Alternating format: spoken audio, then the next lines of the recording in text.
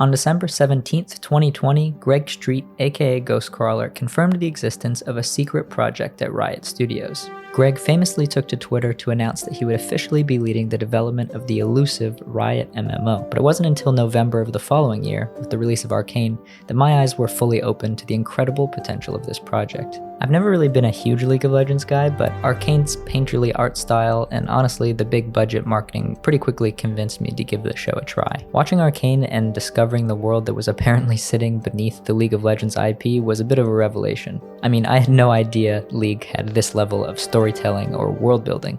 As the episodes rolled by, my mind became fixated on the possibility of exploring the Hextech-fueled overcity of Piltover and the dark and dangerous undercity of Zaun in the 3D experiential environment of an MMO. And by the time I finished Season 1 of Arcane, I was ravenous for news about the game.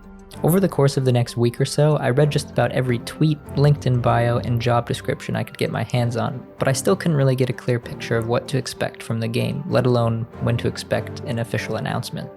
Now, almost 3 years later, and we're still more or less in the same position. The hype is understandably very high for a studio like Riot and an ambitious project like this one, but I kind of think expectations are all over the place right now, and there are some pretty wild theories about the game. I thought it might be nice to try to put together a more analytical interpretation of where we might be in the process of development, as well as a rough but hopefully reasonable prediction for when we might learn more. This will of course involve a lot of educated guesswork, but we're lucky enough to have had short but relatively consistent communications about the game over the past few years, as well as some general industry trends that we can use to inform our predictions. So let's dive right in. First of all, it's clear that the idea of a Riot MMORPG has been a very exciting proposition for fans who have been asking for one for many years now.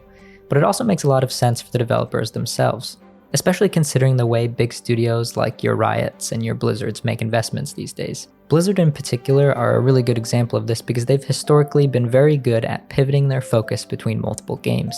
They don't just bank everything on the success of one single title. World of Warcraft is of course a juggernaut, but the studio is supplemented by other projects like Diablo, Hearthstone, and Overwatch. Riot operates in a very similar way. The goal of both of these studios is basically to create a catalog of compelling experiences that cover a variety of different genres, so that when a player does get tired of playing a MOBA like League of Legends, they can hop over to Valorant or Legends of Runeterra, keeping the player, and by extension their money, within your company's ecosystem of games. Plenty of other types of companies and other industries do this too.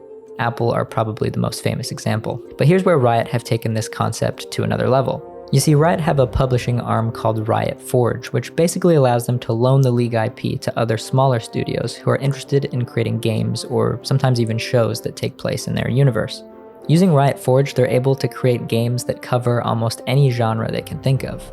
The MMORPG genre is probably the biggest, or at least the most glaring gap in Riot's catalog, and until now, it has been the one category they've avoided touching. Even so, I do think there's some evidence that Riot have had their eyes on this project for a lot longer than you might think. The executive producer of the Riot MMO recently let slip in an interview that he joined Riot 7 years ago with the goal of making an MMO, and that they've even worked on prototypes in the past. They've also been doing a lot of work over the years to flesh out the world of Runeterra. After all, a show like Arcane doesn't really just happen overnight. Legends of Runeterra in particular has contributed massive amounts of lore. Basically, what I'm trying to say is that the Riot MMO, in some senses, has been in development for as long as Riot has been writing story for this franchise. Every blog post, every comic, every novel, and every piece of flavor text is all progress towards the MMO in the form of world building. And to me, that's one of the most exciting parts of this project.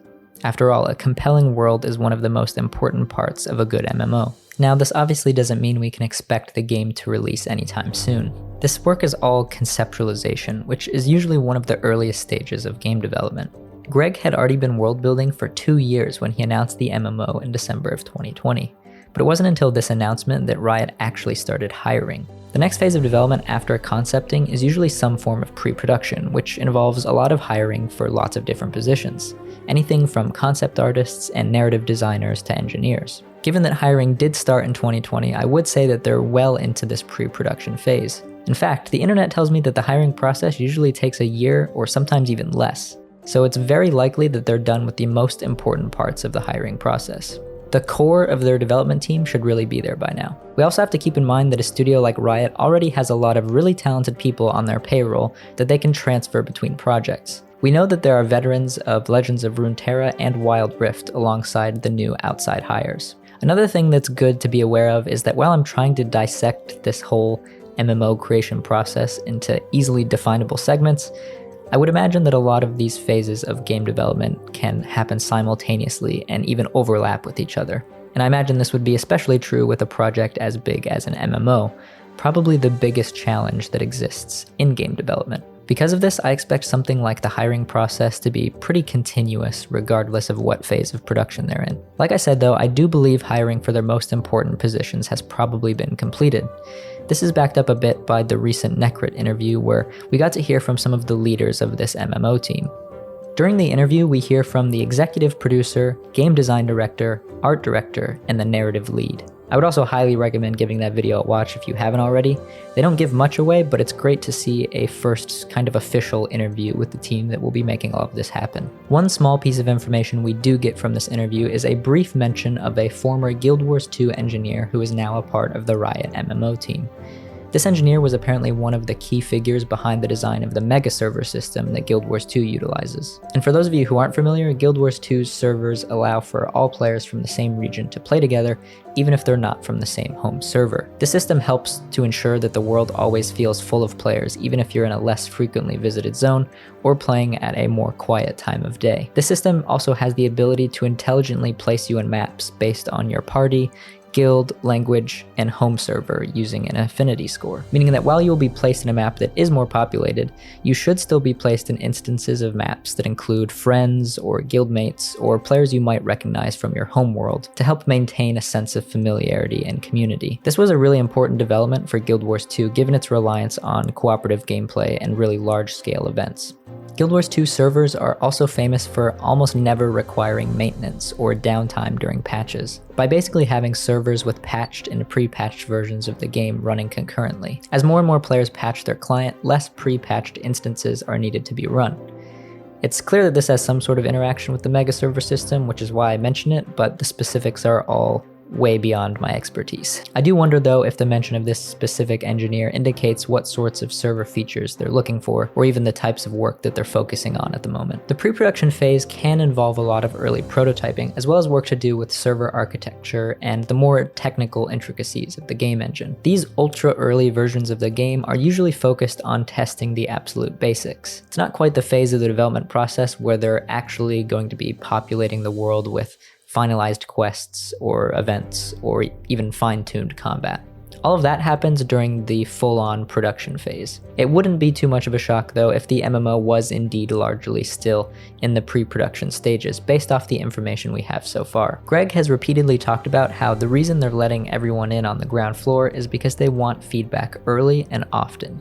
I will caveat this though with a couple other tweets that muddy these waters a little bit, and these might be particularly interesting for those of you who want a more optimistic take on the status of the game. In this tweet, Greg mentions that they don't want to share any information about the game that isn't useful or exciting to players, which kind of sounds like it means we won't actually know anything until there's actual gameplay stuff to show off, like combat or specific features. This tweet will also be relevant when we get into possibly predicting when the game could officially be unveiled. There's also this one from 2021 that I find really peculiar and vague. In response to a message asking whether players can expect to enjoy the landscapes of the Riot MMO, Greg responds by saying, "We're already enjoying them." What in the world does that even mean? If you want to be optimistic, that sounds like they've begun to build some of the game's zones and could even be implementing art assets. The cynical side of me keeps thinking he could just be referring to concept art or something, but that kind of seems like a bit of a stretch. I'll leave you all to form your own opinion on what that one could realistically mean, but we probably won't know for sure until they decide to finally release some more concrete details about the game.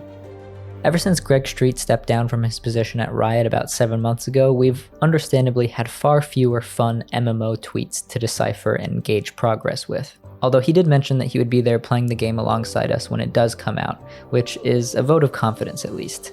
The last real information we got about when we could possibly hear more concrete news was back in May of 2021, when Greg said that we shouldn't expect to hear anything for a year at least. As of the recording of this video, that tweet is 17 months, almost a year and a half old, meaning we should hopefully be on track to hear something soon. This could also mean they're a little bit further along than we might think they are, if they really do only want to share useful or exciting information. My personal hope is to have official news sometime in the next 6 months.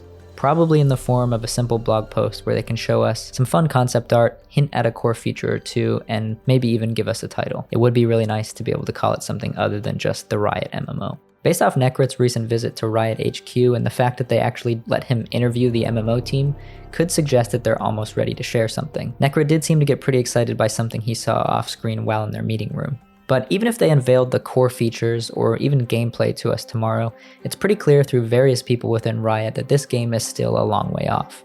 Everyone knows MMOs take a long time. Guild Wars 2 was in development for nearly 6 years between 2006 and 2012. World of Warcraft took 5 years, ESO and Lost Ark both took about 7, and it seems like those numbers are only going up. A lot of random media outlets estimate the release of the Riot MMO to be coming as early as 2026. But personally, I would bank on a date much closer to 2028, which would put the total estimated development time at about 8 years. While Ghostcrawler has unfortunately moved on from Riot, we did get one last potentially relevant piece of info that has kind of partially informed my prediction just a couple days ago. For context, this is from a thread of messages about his new remote game studio, who also happened to be working on an MMO project. Here he writes that all of us left legacy publishers to get away from the 7 to 10 year game dev cycle. It's also worth mentioning he specifically mentions games like Overwatch and Valorant as examples of games he worked on that perhaps suffered from these lengthy development times. And I know I'm reading into this, but I can't help but attribute some of these frustrations towards his former position at Riot working on the MMO. Hopefully that isn't too much of a downer to end on. I mean, I understand the frustration of lengthy development for both players and the developers themselves.